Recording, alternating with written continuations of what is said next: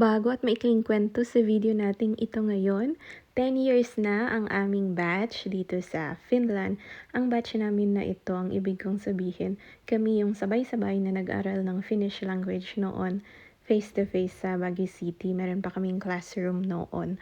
Ang pinag-usapin natin ay nag-start siya noong 2014 to 2015. Para sa akin, dun sa batch ko. Itong reunion kasi na pinuntahan namin, kinambine yung batch na sinusundan namin, saka yung batch namin. Class namin noon, morning class, 35 na tao, sa hapon, 35 din.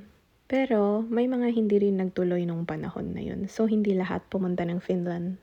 Ito ay ilang oras lang dito sa Espoo ang venue, malapit sa Helsinki. Siyempre may iba-ibang committee yan, pero yung sa part namin, biglaan lang. Sinabihan lang na kumuha nung in-order na mga cake para sa reunion, 4 din yan na boxes. Yan, Pinay po ang aming baker. Maliban sa cakes, separate din yung nag-cater. Siya na yung nagdala ng foods dun sa venue. Yan, nung medyo maaga kami ang gumawa ng flowers dyan na nilagay sa stage. DIY talaga. Meron din palang na-invite na speaker, galing talaga siya sa Baguio City. Nag-attend siya actually ng Congress ng Nurses dito sa Helsinki at in-invite lang din siya na magsalita doon nga sa reunion namin. May friends din siya dun sa mga kasama namin sa reunion. Hindi ko na isasama kasi baka private yung picture ng iba. Pero ito na yung photoshoot dun sa likod nga ng aming venue. Ayun, summer siya. Summer, hindi siya masyadong formal. And yung mga foods, syempre, Pinoy foods.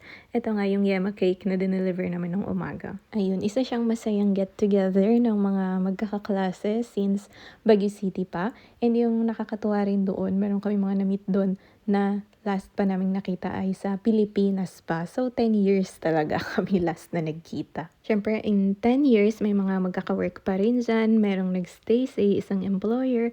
May mga naglipat-lipat na rin. May mga naglipat ng cities. May mga nag-aral ulit ng nursing. May mga gumraduate na. Marami, kinuha na rin yung mga asawa, anak nila from Philippines. Yung iba, dito na rin nagkapamilya.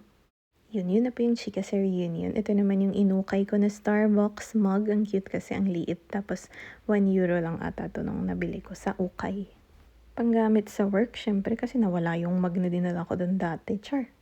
Next photos natin, nakuha sa pa-party ng friend. Birthday ng anak nila. Ayun, diba? May sake na nga. Meron pang mga makgoli, Korean. At soju, syempre, yung green. Natuwa rin ako dito sa mga kakanin na to kasi Thai siya pero parang itsura niya at lasa niya parang yung mga kakanin sa Pinas, yung kutsinta tsaka yung pichi-pichi. Yung kutsinta mas soft kesa sa atin tapos itong pichi-pichi mas matigas naman. Pero sa Thai store nila ito nabili. O diba, magkalapit tayo ng lasa. Tuwa din ako sa may cake, may kilay. Wala sa bahay ng friends. Ayan, karaoke, di nawawala.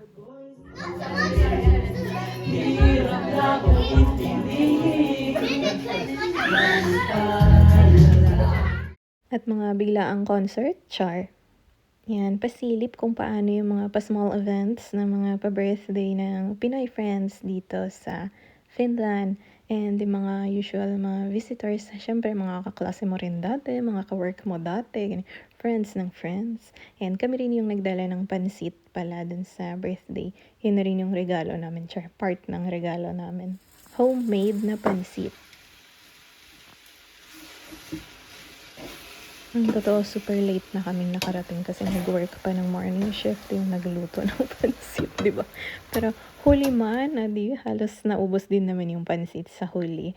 Marami ring nag-take away. Syempre, hindi nawawala. Pag uwian na, supot na yan. Yan ang ilang mga events natin ngayong summer dito sa Helsinki, Finland.